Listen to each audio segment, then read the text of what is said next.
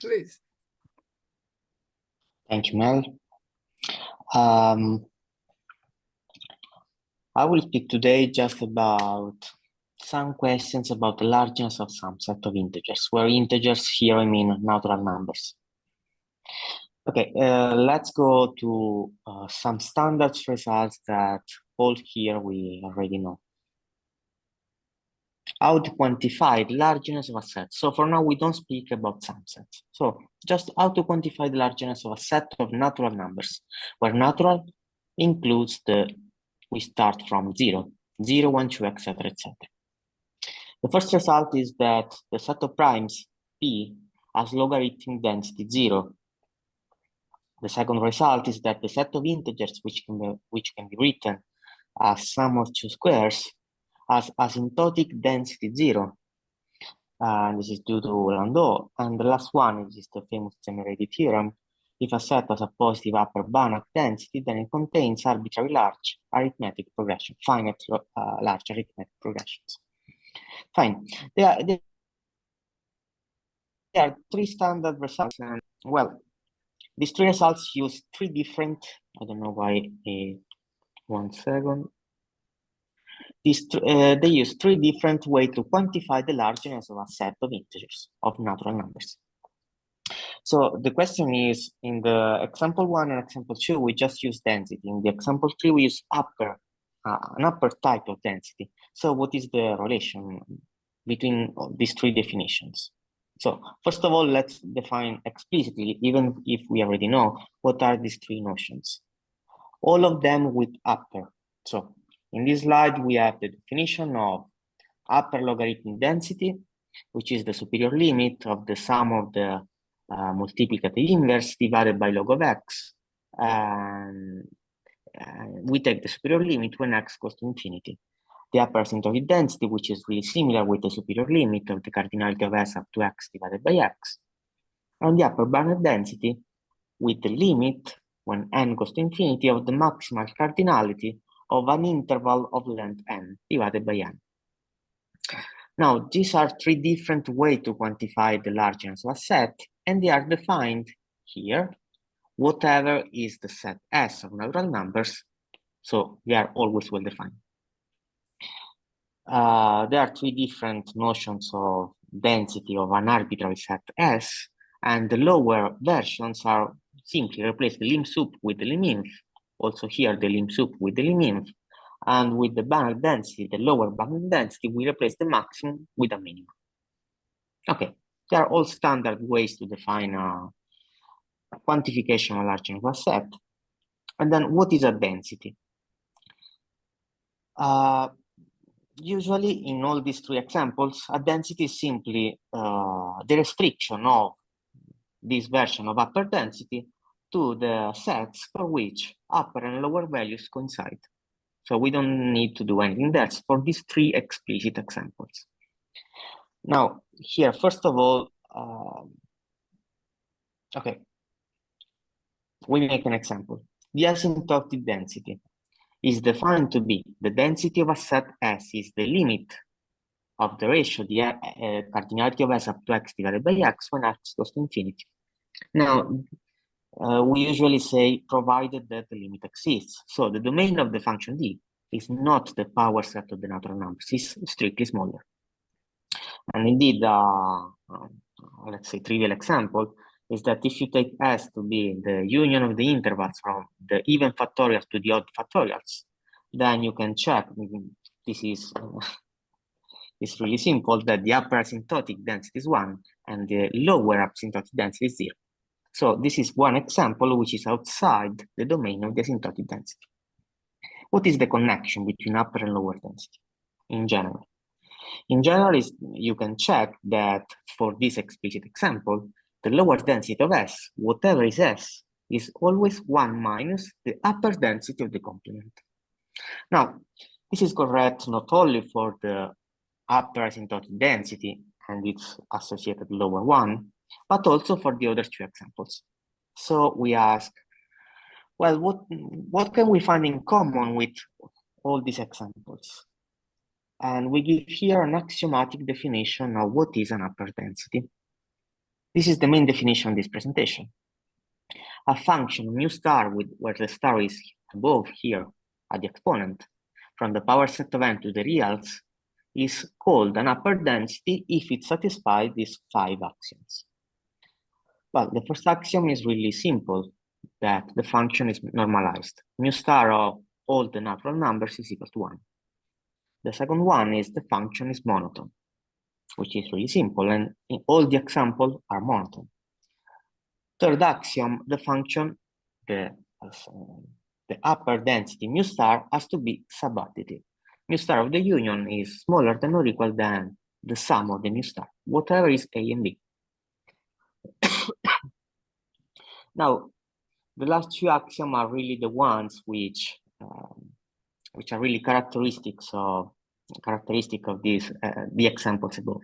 The first one is that if you multiply every element of A by a positive integer k, so we define k times A, then the measure of largeness of k times A, so the multiples of all the elements in A by a constant k is, if you imagine 1 second, you are stretching the set by a constant k. So the value, the result should be 1 divided by k times the original largeness, mu star of A.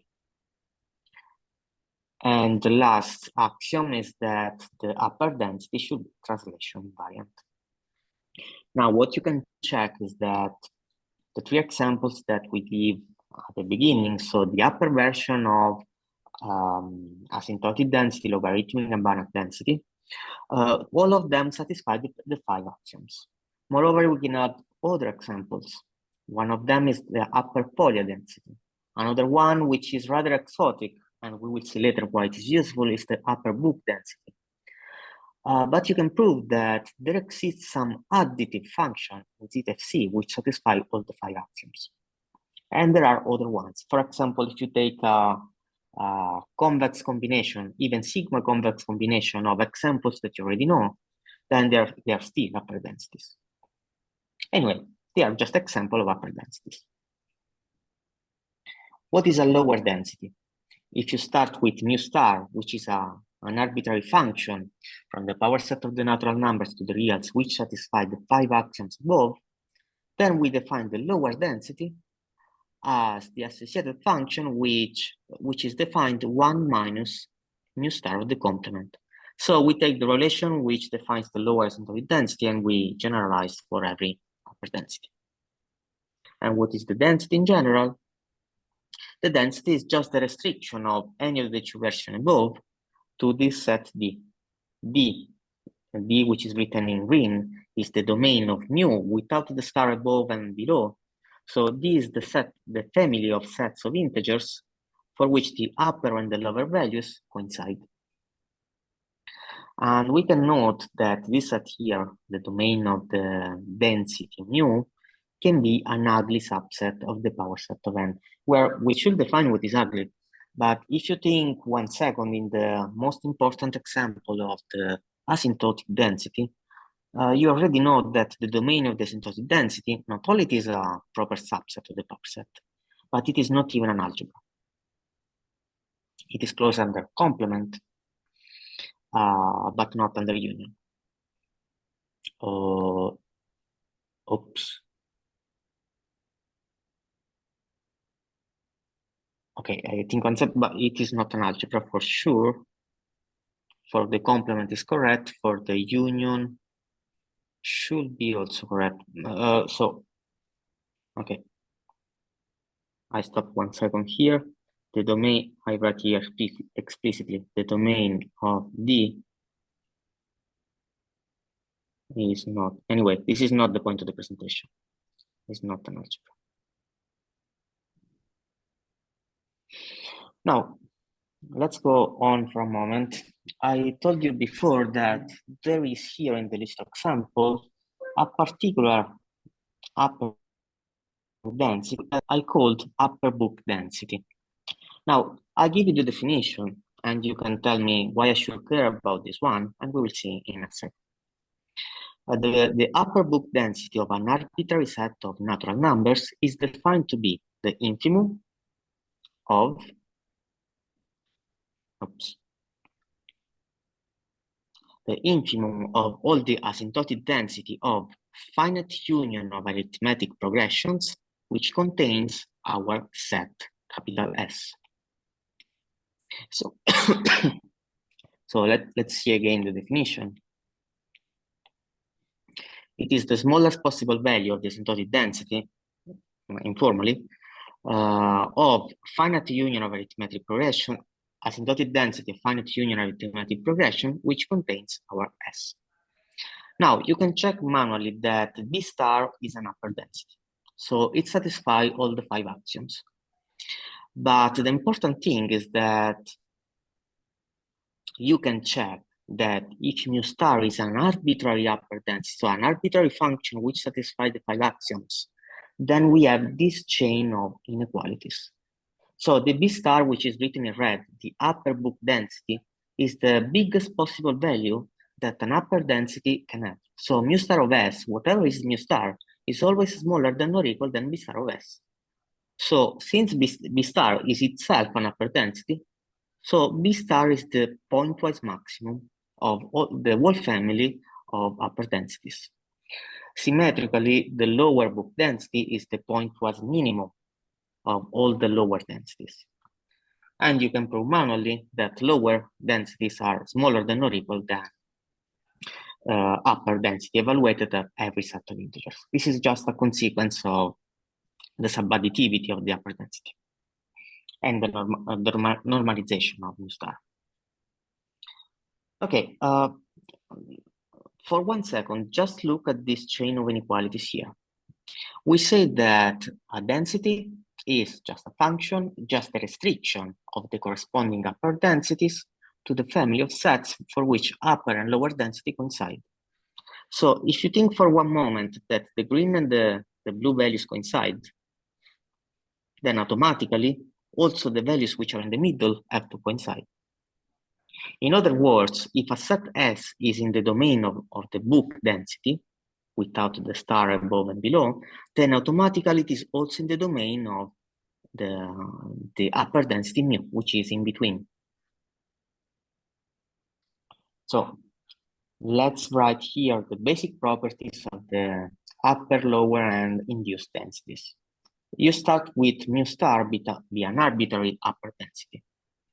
Then the first property that you can prove, which is not obvious from the definition, it is not even difficult, but you need to prove it, is that the density of a finite set exists and it is equal to 0. So upper and lower density of every finite set is equal to 0. This is the first property. The second property is that, let's look for the moment only this inclusion. The domain of the book is included in the domain of an arbitrary density induced by mu star, which is exactly what I was telling you with this chain of inequalities. And then at this point, we can ask, well, the domain of the book is for sure contained in every domain of every induced density. But what are the elements inside the domain of the book density? For sure, we can prove that finite union of infinite arithmetic progressions, so for example, the multiple of 3, for sure it is an element of the domain of the book density. In addition, not only it is one contained into the other, but you can prove that this book density, is simply the restriction of any density to the domain of book. So written explicitly, for every S in the domain of book, then the book of S is equal to the density of S. These preliminaries are simply to say that we start with an axiomatic definition of what is an upper density. And let's recall that an upper density is an arbitrary function which satisfies the 5 axioms. Given the upper density, we define what is the associated density, which is simply here, the restriction of mu star to the family of sets for which upper and lower density coincide. And now we ask, what are the properties of the ugly domain of the induced density? And we see that we don't know much about the domain of mu. Everything depends on the choice of mu, but for sure contains the domain of an explicit density, the book density, which contains in turn the finite unions of infinite arithmetic progressions. And we know how to calculate them, which is just an intuitive way to do it. The third property, which is for the first time a property about sumsets, is that, this is a corollary of the point number 2, if A is a finite union of infinite arithmetic progressions, then whatever is B, A plus B is still a finite union of infinite arithmetic progressions. And since A plus B, which is the classical sumset, is a finite union of arithmetic progression, with this inclusion, we conclude that the sumset is in the domain of the book density. The last property, which will be useful in one of our results, gives us a characterization of when a set has book density 0. And you can prove that the book density of a set S is 0 if and only if S, the number of residue classes covered by S modulo n factorial is infinitely smaller than n factorial. So it is modulo of n factorial as n goes to infinity. So this is a practical characterization of when a set is small with respect to the book density.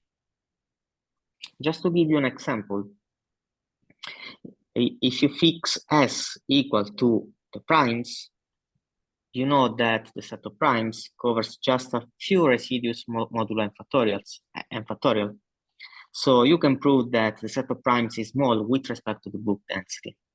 But if you take a set that intuitively is really sparse, for example, S equal to the set of n factorials plus n, this is a really sparse set, but you can prove that this set here covers all residues modulo every natural number. So S is not small with respect to the book density. These are just 2 examples. And now we come to the basic question in this presentation. The basic question is, what are the possible density values, so whatever is mu, of the sumset of the type A plus B, uniformly, and this is the important thing, in the choice of the density. So if you say uniformly, here you are asking what is the value of mu of A plus B. But if you write mu of A plus B, then A plus B should be in the domain of mu, whatever is mu. So the sumset A plus B should be in the intersection of the domain of every density. So this is the informal question at the beginning. But before we present our results, I would like to give you some practical examples which are unknown. The first example is due to Volkmann in 1957, which says that if you fix an integer n bigger than 1 and n plus 1 reals in 0, 1, for which the last one is at least the sum of the first n elements, so the sum over phi is smaller than or equal than beta, then you can prove that there exist n sets of natural numbers for which the asymptotic densities of the first n sets are respectively the first n elements that you fixed, alpha 1, alpha 2, up to alpha n. And at the same time, the density of the sumset x1 plus x2 plus x3 plus xn exists. So here I would like to add it. If you write d of something equal to beta, it means exists and moreover equal to. So it exists and it is equal to beta. So this result is done for asymptotic density. A strictly related result has been done in 1990 by Mel, which is a variation of the result of Volkmann. And the hypotheses are exactly the same. So you fix n bigger than 1 and n plus 1 reals for which the last one is at least the sum of the first n elements. And the conclusion is of natural numbers for which, and also the conclusion here seems to be similar to the previous claim, but if you just look at the green part, it is just weaker than the Volkmann result. The lower density of x1 is equal to alpha 1, up to the lower density of xn equal to alpha n, and the lower asymptotic density of the sumset of all the xi equal to beta. But at the same time, you can be sure that you can choose this n set of natural numbers in a way that these values coincide with the respective Schrinemann densities, where we remember that Schrinemann density means the smallest possible value, or better the infimum, of the cardinality up to n divided by n. So we are sure that for each one of them, the lower densities coincide with the Schrinemann densities. And this is something that we cannot say in the Volkmann choice. Okay. Another result, which is much more recent, is due to Faisant, George Gregos, Pandey, and Somu, that 2 years ago, they proved that whatever is n positive integer and whatever is alpha between 0 and 1, then there exists a set x of natural numbers for which the density of x plus x plus x plus x k times is equal to k divided by n times alpha, where alpha, you remember, alpha is fixed. If you fix alpha, this is the alpha which is fixed, then the density of x is equal to alpha divided by n. I write explicitly. Density of x equal to alpha divided by n. Density of 2x equal to 2 alpha divided by n, etc., etc., etc. Density of nx equal to alpha.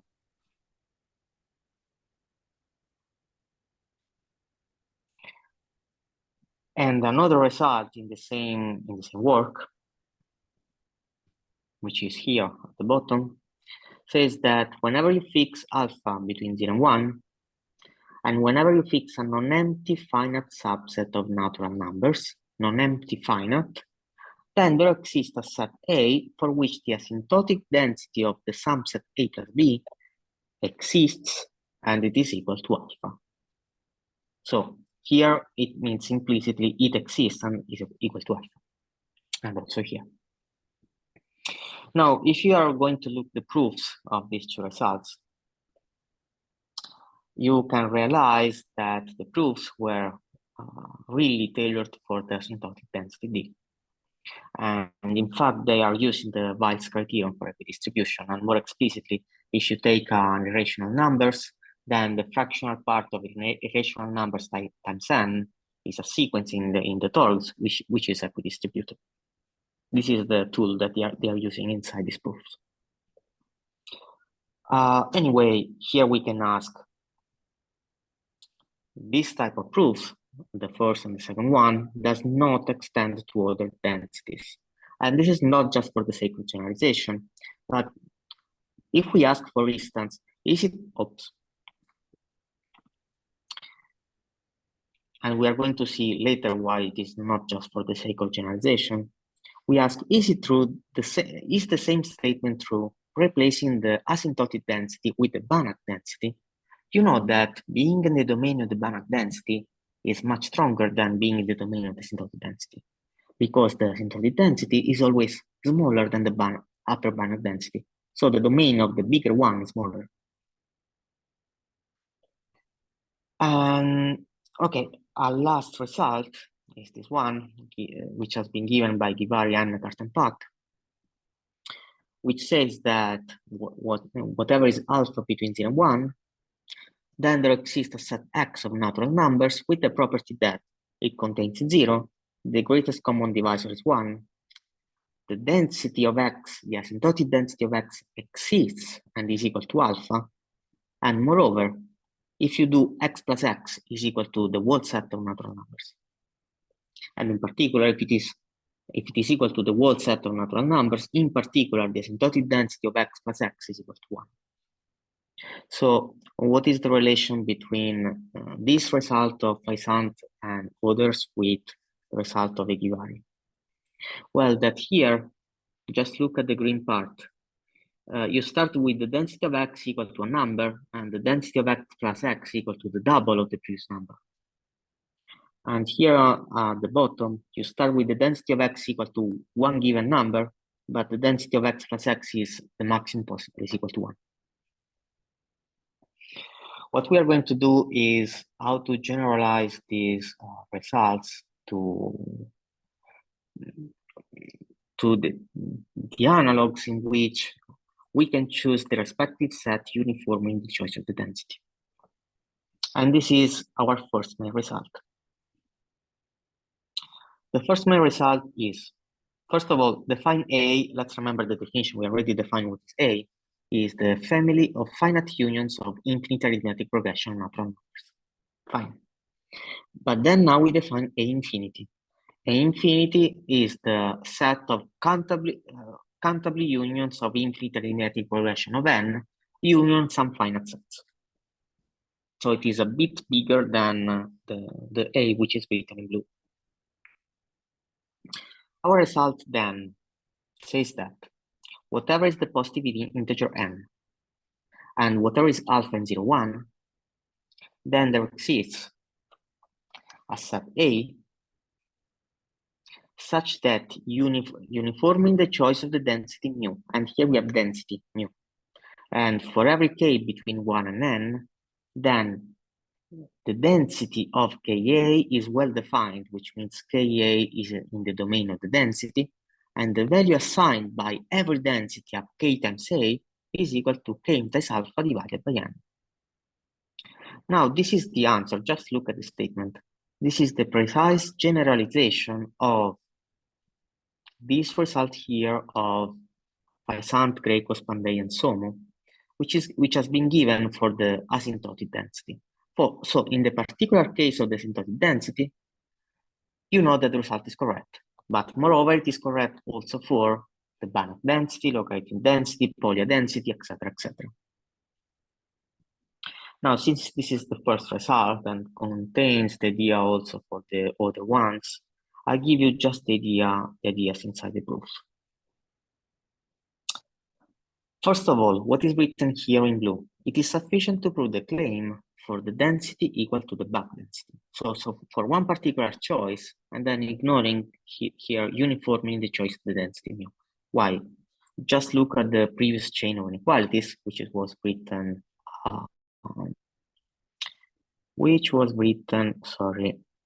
here. If you take this chain of inequalities, then you have as a particular case that the domain of B is included in the domain of mu, and moreover, they are simply a restriction. The book of a set S, whenever it exists, is equal to the density of S, whatever is the density mu. So this is the reason why, the first reason why it is useful to speak about the book density with respect to our set of axioms, which defines in an abstract way what is an upper density. So you prove it for the book density and you're done. Now here we have two cases. Here we are telling that whatever is alpha, there exists A depending on n and depending on alpha with this property. Mu of Ka is equal to Chi alpha divided by n. So we divide the proof into two cases. First case, that is usually the easiest one. Suppose that alpha is rational. If alpha is rational, this is probably the slide with a complete proof. If alpha is rational, you can write it as A divided by B, with A and B naturals and the denominator different from 0. And then you define explicitly this set A. A is equal to the singleton 0 union the multiples of NB. So remember that n is fixed and b is fixed. B is the denominator of alpha, plus the interval from 1 to a, from 1 up to the numerator a. And if a is equal to 0, then this is the empty set if a is equal to 0.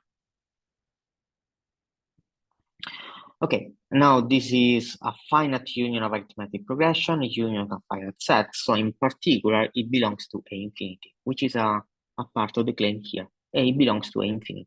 But still we have to prove that mu of Ka is equal to K alpha divided by N, for mu equal to the book density. So what can we do? You fix an integer K between 1 and N, and then you compute explicitly what is Ka. You can do it in this case because it is rational, and alpha is defined explicitly. It is a really easy set. And Ka is explicitly this set here, the singleton 0, union the multiples of B. So here is the set of integers for which they have remainder from 1 up to Ka modulo NB. Therefore, since it is a finite union of arithmetic progression, union of finite set singleton 0, therefore, the sum set Ka is in the domain of B. And moreover, what is the book density of Ka is simply, I told you before, the book density of a finite union of arithmetic progression can be evaluated in the most intuitive way. Here it is the number of residual classes modulo NB divided by NB. So we have Kn classes divided by modulo NB. And since A divided by B is alpha, then the book density of the sum set Ka is equal to K divided by N alpha. Well, this was the easy case. Now we should prove the difficult one. 1 second.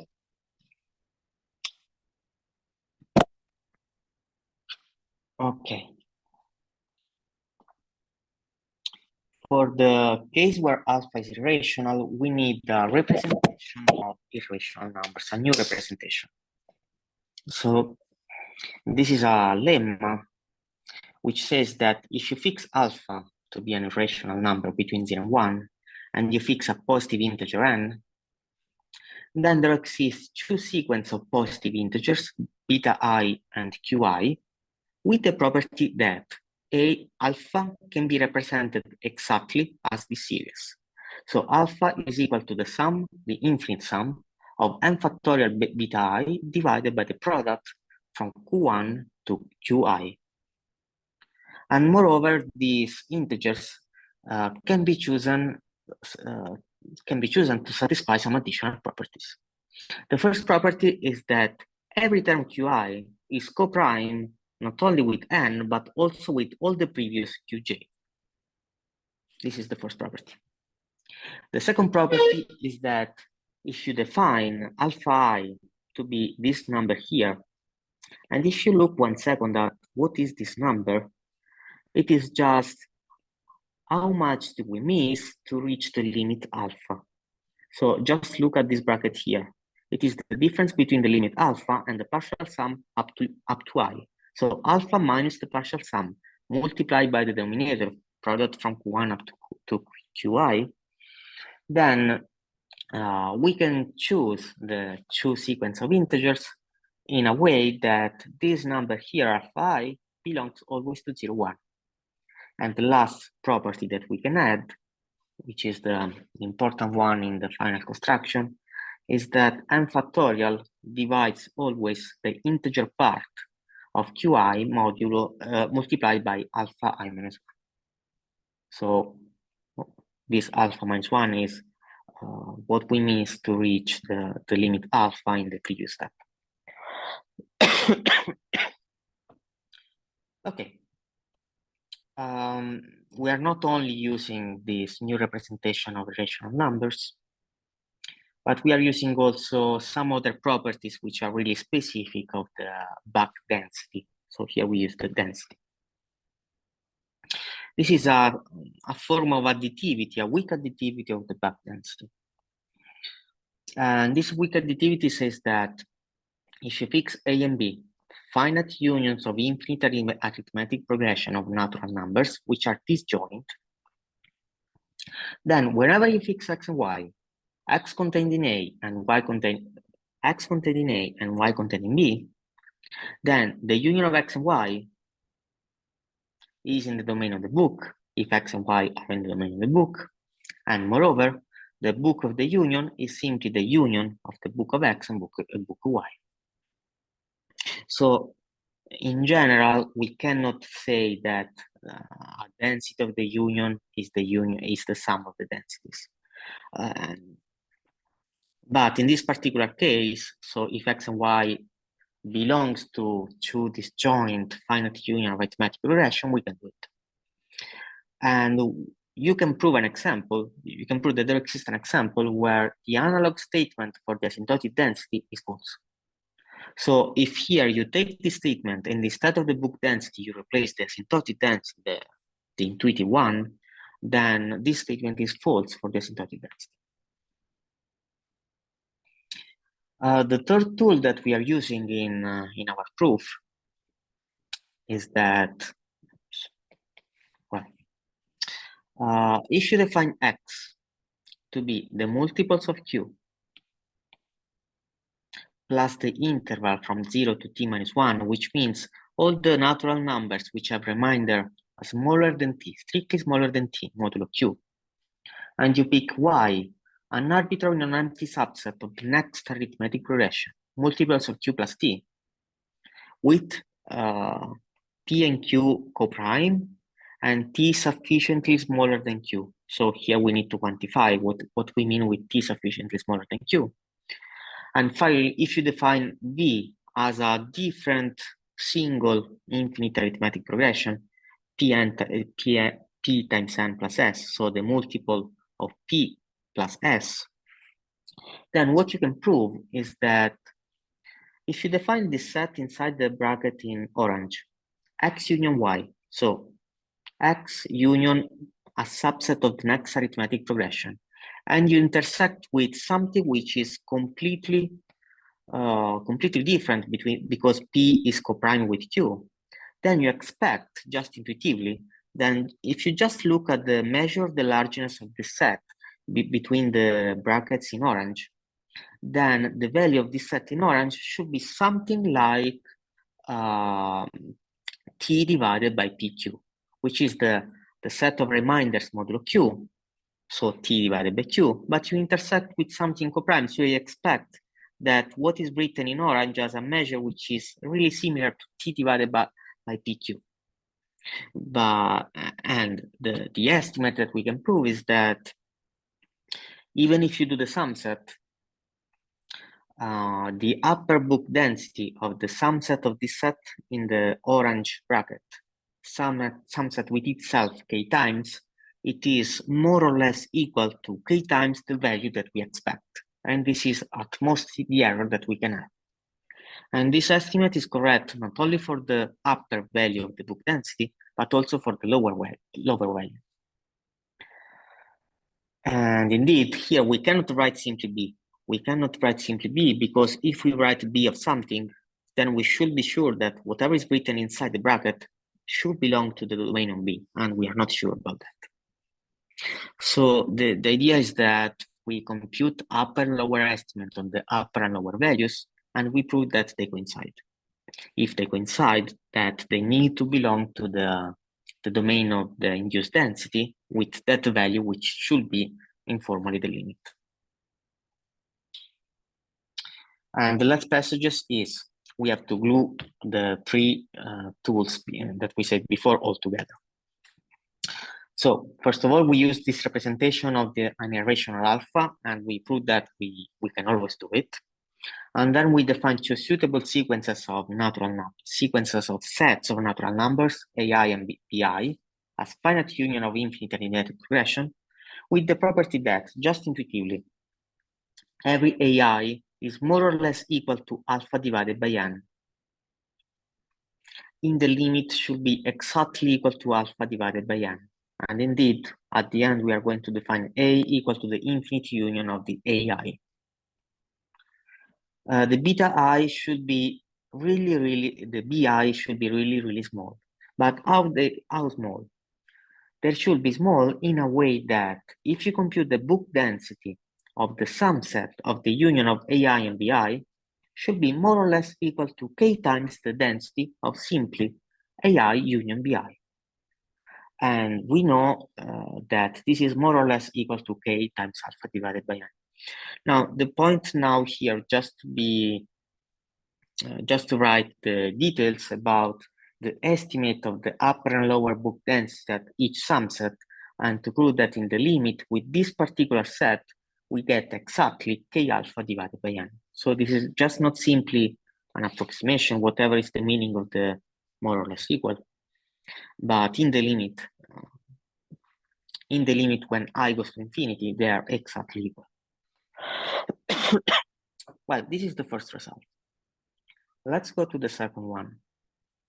The second one is another generalization of the result that we saw of Faisan, Grecos, and the two other guys.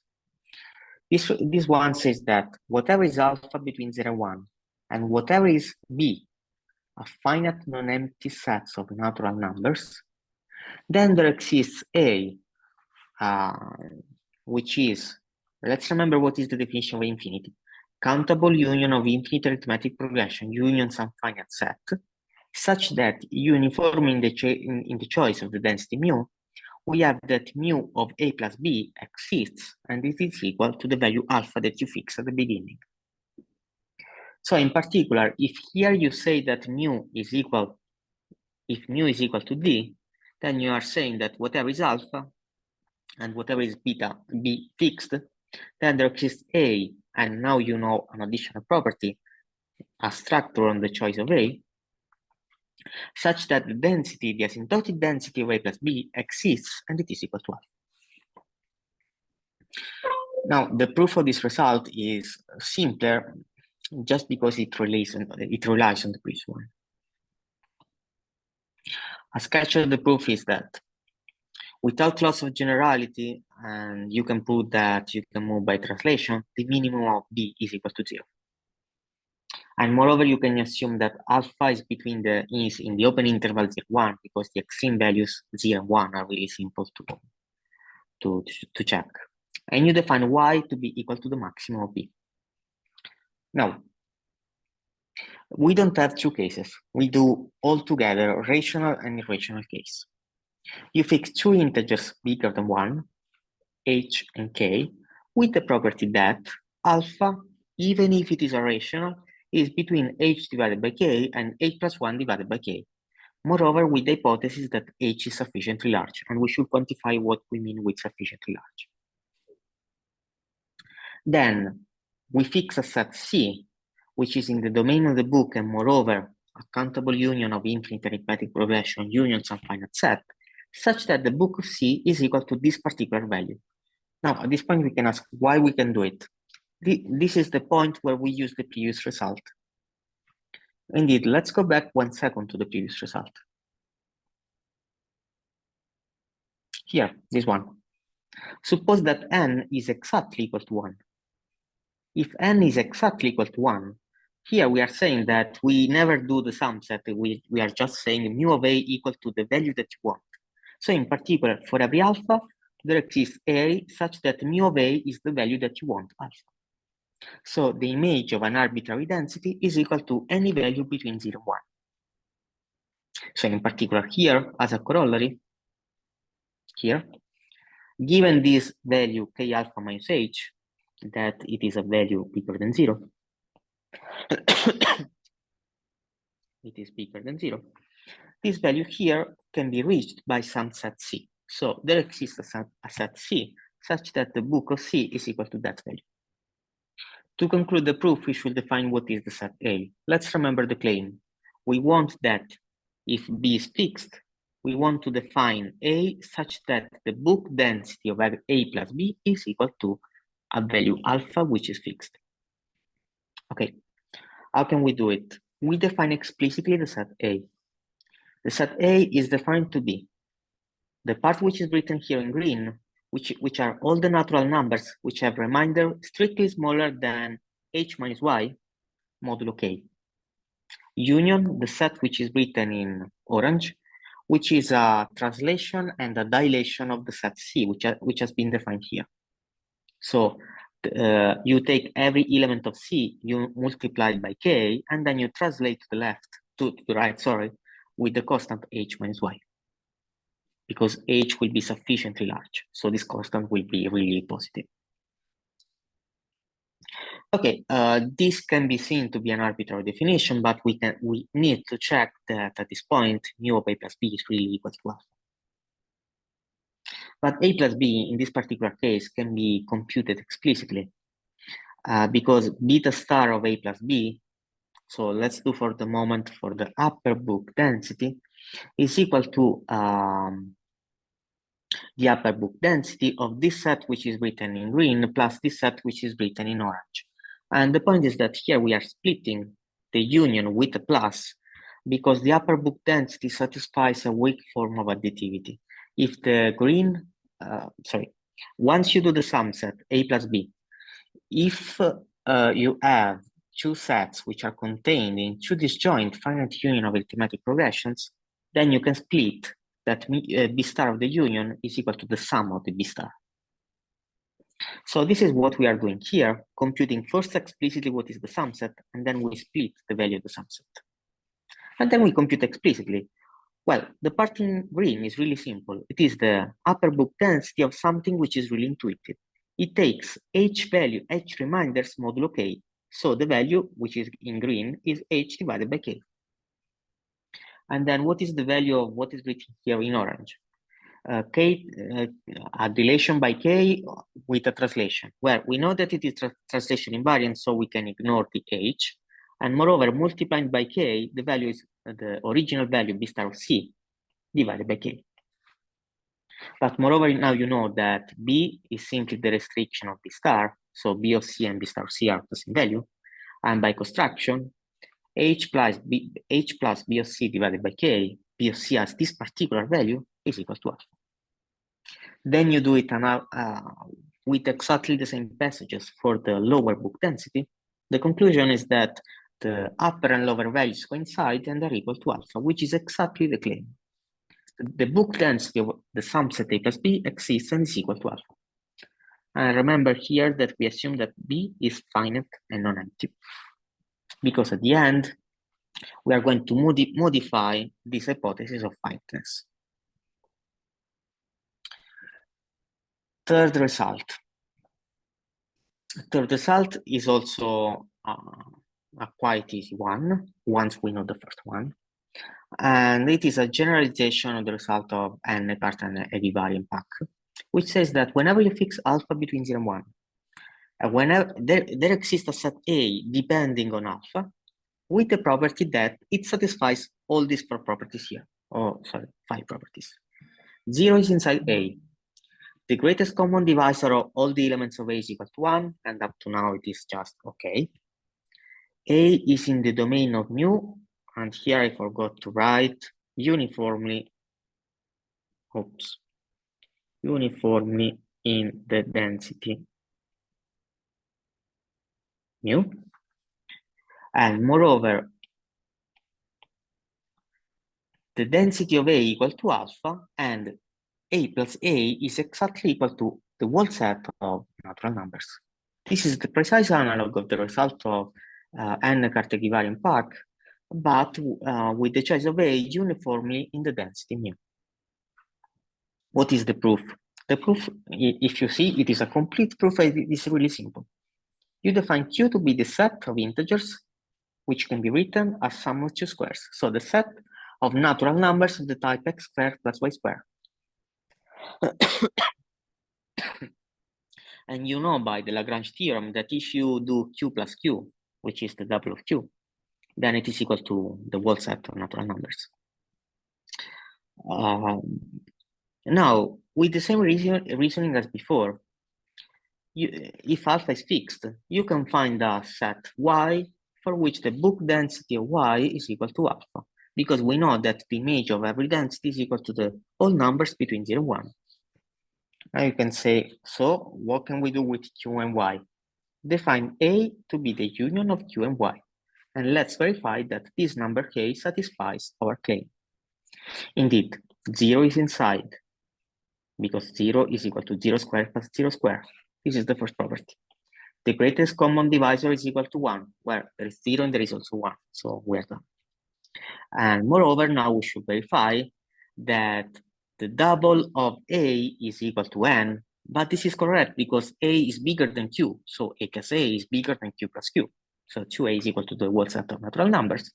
And finally, we should check that this is the difficult, let's say, property, that the density of A, and it is sufficient with the book density, is equal to alpha. Why it is equal? Because A is defined to be a set Q, which is the sum of two squares, plus a set Y with back density equal to alpha.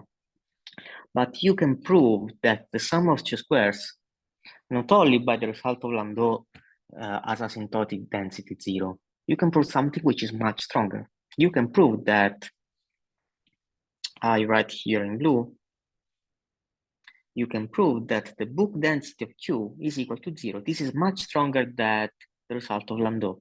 So the number of residue classes of the set of integers, which can be written as sum of two squares, is covers number of residues modulo n factorials, which is small o of n factorials. Okay. Now, the last question is, what happens if B is infinite? So the same question as before. So let's go back to the second result. This was the second result. The second result was saying that if B is fixed, finite, non-empty, then for every alpha, you can find A uniformly on mu, such that mu of A plus B is equal to alpha. So we ask exactly the same result, exactly the same, removing the hypothesis of finiteness of B. So what happens if B is infinite in this result here? Here, okay. So in particular, we know that if B is non-empty and finite, the set of all possible mu of A plus B, where A is an arbitrary subset of natural numbers, if it exists, so here we should write A in N for which the density of A plus B exists, is equal to the whole interval 0, 1 for every density mu. But we cannot expect that exactly the same result holds for infinite B. And we have a trivial counterexample. Indeed, if you define B to be the set of even natural numbers, this is really an easy example. So 2 times N, then the density of A plus B, either it is 0, choosing A equal to the empty set, or it is equal to 1, choosing A to be an arbitrary set of integers, all with the same parity, or it is equal to 1 if A contains at least 2 elements with different parity. So only 3 elements with the asymptotic density, which is always well-defined whatever is A in this particular example. And analogously, with exactly the same reasoning, if B is a finite union of infinite arithmetic progression instead of simply the even natural numbers, exactly with the same reasoning, the asymptotic density of A plus B always exists, but it is a discrete subset of 0, 1. You can also compute an upper bound on how many elements this set contains. So at this point, we can ask, well, for sure it's false if B is a finite union of arithmetic progression. So we need something which is finite, so it has less structure than containing at least one infinite arithmetic progression. So one of the possible question is, what happens if B is sufficiently sparse? Whatever is the definition of sufficiently sparse. There is a result of the last year due to Chu, which says that if B is an infinite set, which satisfies this condition here, one element divided by the previous one, which is in the canonical enumeration of B, as a limit, this sequence has a limit which goes to infinity. This is the quantification of sufficiently sparse. Then the claim is true, which means for every alpha, there exists A for which the sumset A plus B has a density, asymptotic density, and it is equal to alpha. Now there is a problem. The problem is that this would be really nice. Probability is correct. The point is that, and the authors know because he published an additional comment on this result, is that this is a conjecture because his proof is not correct. It contains a gap. So his proof is not correct. So at this point, for now, we don't know whether this is correct for B being an infinite sufficiently sparse set. So in general, we don't know whether it is correct or not for any infinite subset B. We just know one particular case that we did after this result. And the sufficient hypothesis is that B is small with respect to the book density. This is the second reason why the book density is useful. This is a positive result which says that, so let's say here, conjecture gap in the proof. The positive result says that if B is a set of natural numbers with the only property that the book of B is equal to 0, which is equivalent to say that if you compute the number of residues modulo n factorials, then they are infinitely smaller than n factorial, so it is small of n factorial. Then only with this property, so B can be infinite, then for every alpha, there exists a set A in this particular domain, which is really small, for which the sumset A plus B admits every possible density, and it is equal to, sorry, here there is a typo, and it is equal to alpha. So the sumsets A plus B can reach any possible values between 0 and 1, uniformly in the choice of the density, asymptotic, Banach, logarithmic, book, whatever you want, with the only hypothesis that B has a back density which is equal to 0. We can note that this result is more general than our previous result because we already know that the density of an arbitrary finite set is equal to 0. So, since the book of an arbitrary finite density is equal to 0, in particular, this is a generalization of this one.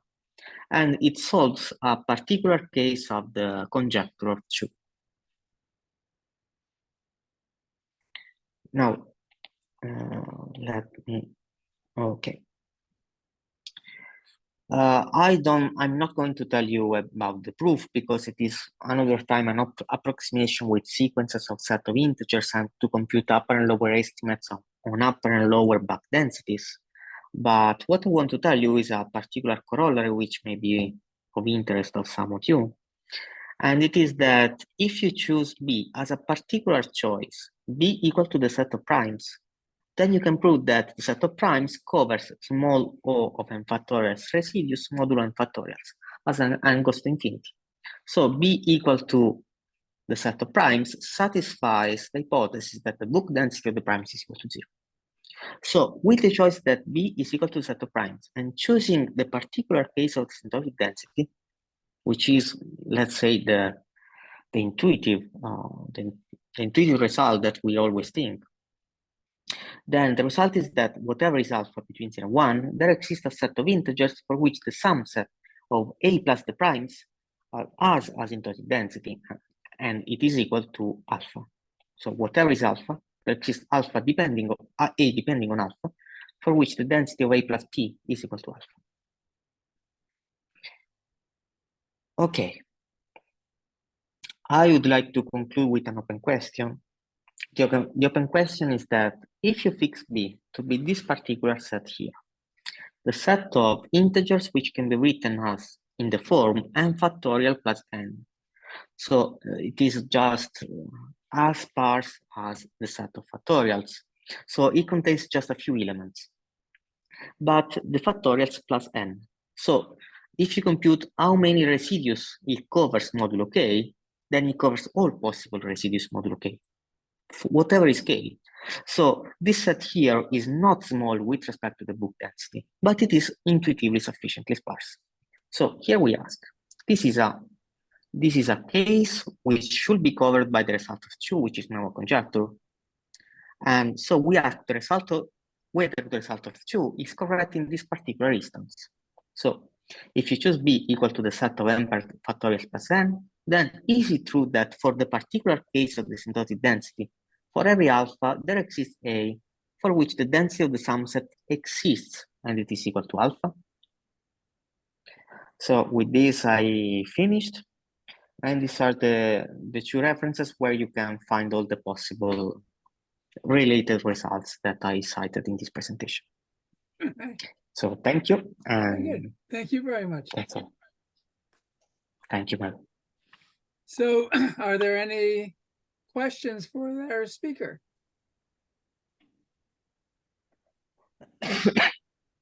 So actually, sorry.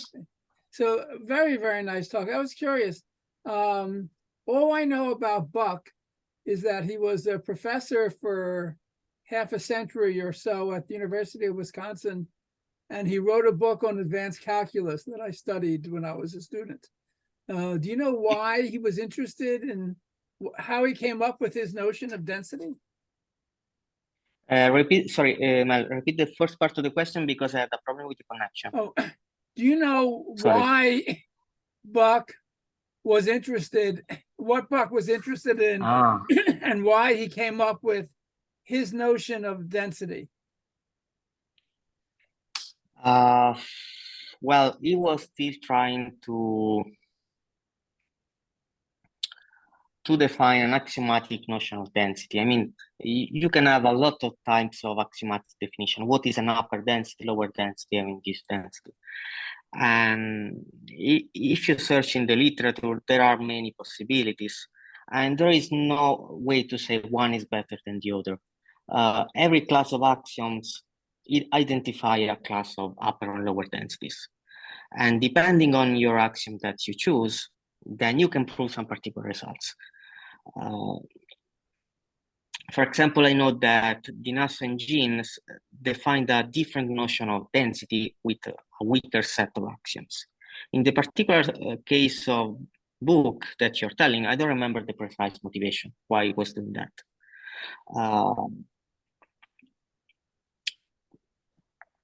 Anyway, from my point of view, it is not a nice density.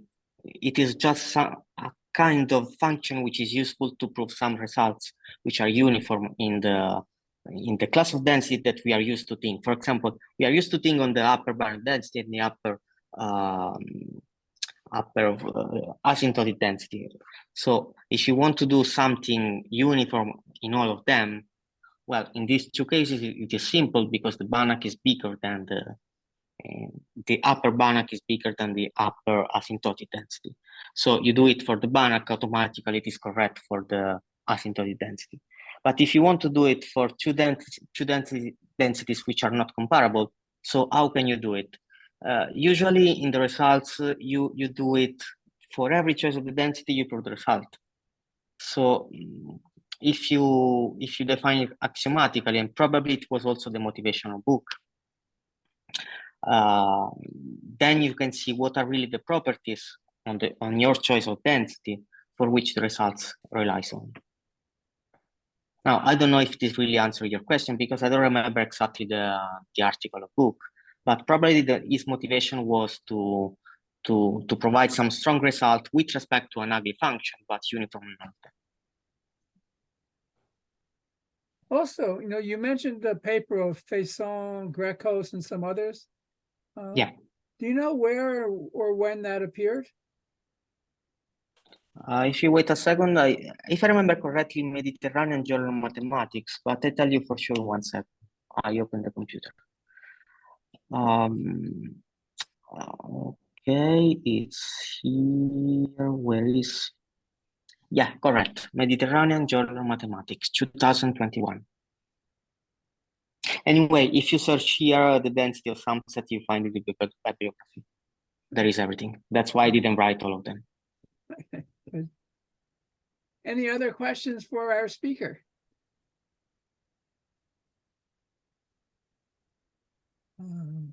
Very nice talk. Thank you very, very much. Thank you, man. And next week, our speakers will be David and Gregory Chudnovsky on problems in what are that problem? Additive and combinatorial. David, I forgot the title. I sent it out, but I myself forgot. So. Oh, there is a question by David Ross. Is this really the same book was at UV? I vaguely remember him from when I was a graduate student. He was a complex analyst. Yeah. No, it's the same guy. is Creighton book, but I don't know Yeah. if it is the same one. I mean, I remember, a half century ago or so, I looked at this paper when I was learning about densities, and it is the same guy, but it seems to be an isolated point. He was like a very classical analyst, I think. Applied. He was very applied. I think he was an applied 4A analysis. Yeah. I think he was head of the Army Math Research Center. Yeah. Which got blown up during the Vietnam War.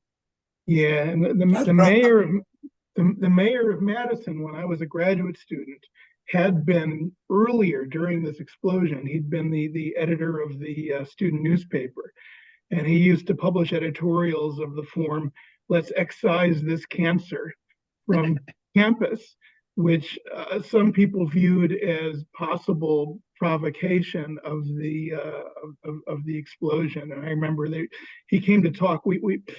He came to talk to the math department. The mayor of Madison did, and Buck got into a pretty heated argument with him, which I thought was interesting. Get killed in the explosion? Yeah. One person got killed and one person got maimed. A physics postdoc. I mean, not somebody who was, because it used to be, it used to be closer in. It used to be more or less attached to the math building, which is also where the physics building was. So, yeah, somebody got killed. Somebody totally disconnected from any kind of army research. Yeah, it was I mean, by the time it was well before I got to Wisconsin, but it was a pretty horrific thing that it was still pretty much in everybody's memory.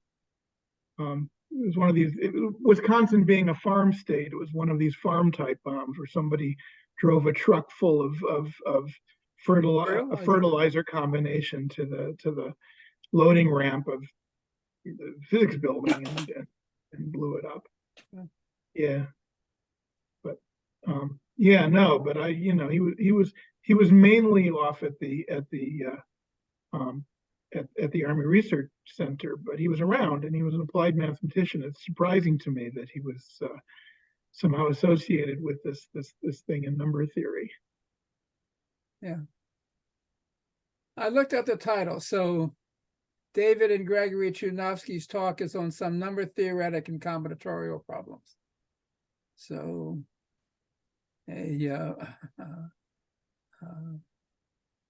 encompasses everything. Okay, everyone. All right. Bye, Moshe. By the way, Moshe, where you live, have you ever had to run to a bomb shelter, or are you nowhere close to where? We've had to go into the shelter many times. Yeah. Okay. It's not nearly as bad here as it is in Ashkelon, but certainly. And how far do you have to run to get to a shelter? Run? I wouldn't say run. We have one in the house, as many houses do. Okay. I mean, these were built in the 50s when the risk was considered roughly equal to what it is now. So, modern buildings have bigger rooms. This one is very small, but every house built in this neighborhood has one.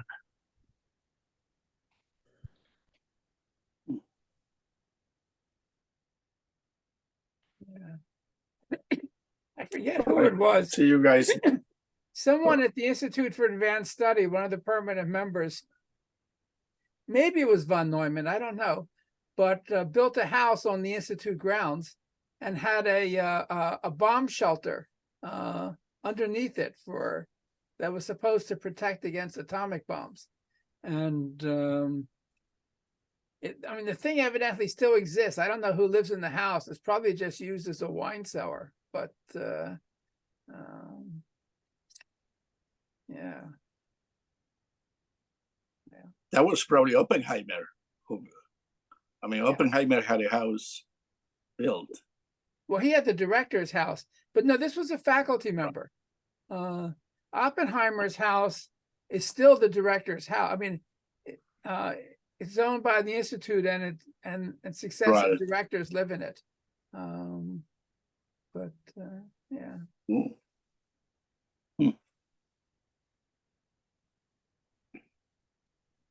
All right, everyone, it's a complicated world, and Right. Thank you, Will. Thank you. okay. See you next week, all. Bye-bye. See you next week. Thank you, everyone. Bye. Thank you, Paolo.